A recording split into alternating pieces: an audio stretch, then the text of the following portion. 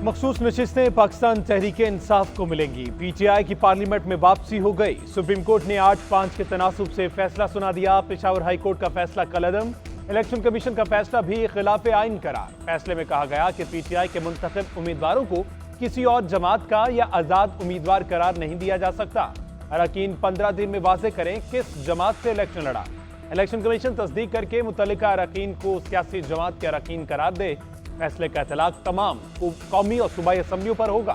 Full court के तमाम 13 जजेस ने पीटीआई को सियासी जमात तस्लीम किया।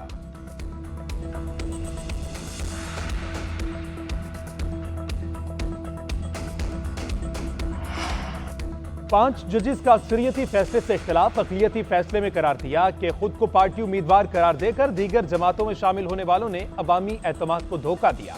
पीटीआई से वाबस्तगी जाहिर करके तहरीक इंसाफ का ही टिकट देने वाले पार्टी उम्मीदवार तस्वुर होंगे। जिन उम्मीदवारों ने खुद को पीटीआई का करार देकर दूसरी जमात का टिकट दिया वो आजाद तस्वुर होंगे।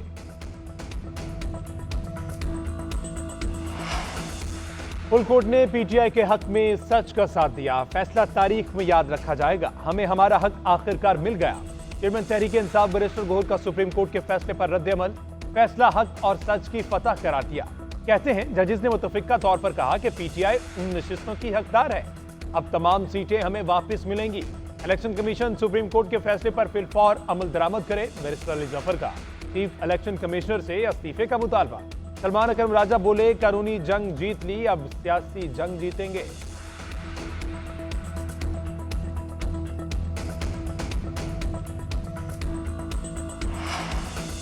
रिलीफ सुन्नी इत्तेहाद काउंसिल ने मांगा था। तहरीक इंसाफ तो फरीक नहीं थी।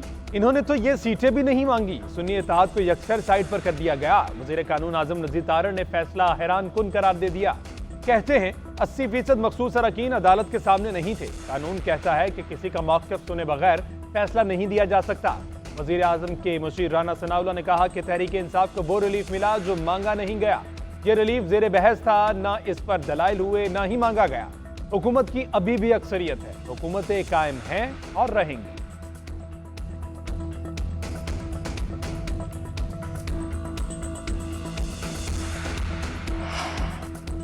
आइन की किताब के बजाय सोशल मीडिया की स्क्रीन देखकर फैसला किया गया। हम जैसा कोई अदालत चला जाए तो नाक से लकीर निकलवा देते हैं। अब अगर कोई मकबूल है तो उसको गलत कहना गलत ना होगा। मुस्तफ़ा कमाल कहते हैं आज का दिन पाकिस्तान की तारीख में स्याह दिन के तौर पर याद रखा जाएगा। बहुत कोशिश की कि फैसले के मुस्बत पहलू नजर आए, मगर देखा है कि जो जोर से गाली बक सकता है और जिसका सोशल मीडिया मजबूत है उसी का राज है।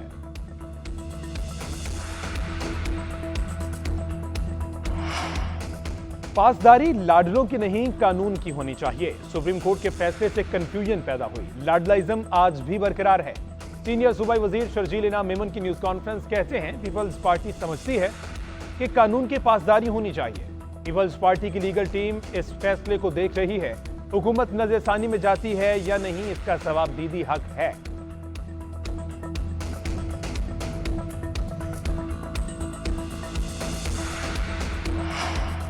अमीर जमात इस्लामी हाफिज नईमुर रहमान का चीफ इलेक्शन कमिश्नर से इस्तीफे का मुतालबा। मखसूस नशिस्तों पर सुप्रीम कोर्ट के फैसले का खैर मकदम। कहते हैं कुछ जमातें विकेट के दोनों तरफ खेल रही थीं। इस फैसले से उनका दोहरा मयार भी आया हो गया। ये जमातें अवामी राय के बरखिलाफ नाजायज तौर पर इन सीटों पर कब्जा करके बैठी थी। ये मामला यही खत्म नहीं होना चाहिए। अब जुडिशल कमीशन बनाकर फॉर्म 45 की बुनियाद पर कौमी और सूबाई असम्बली की नशिस्तें भी हकदारों को वापस मिलनी चाहिए।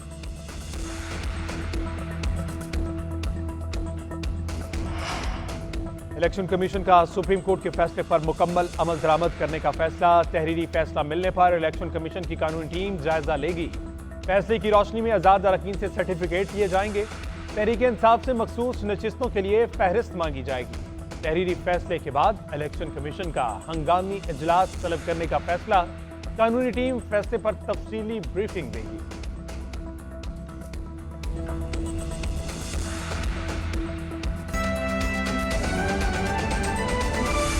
सनम जावेद की गुजरावाला के मुकदमे में गिरफ्तारी के खिलाफ दरख्वास्त का तहरीरी फैसला जारी। लाहौर हाईकोर्ट के 2 रुकनी बेंच ने सनम जावेद को जेल से फौरी रिहा करने का हुक्म दे दिया है। तफसीलात जान लेते हैं इबादुल हक से। जी बादशाह बताइएगा इस फैसले बारे।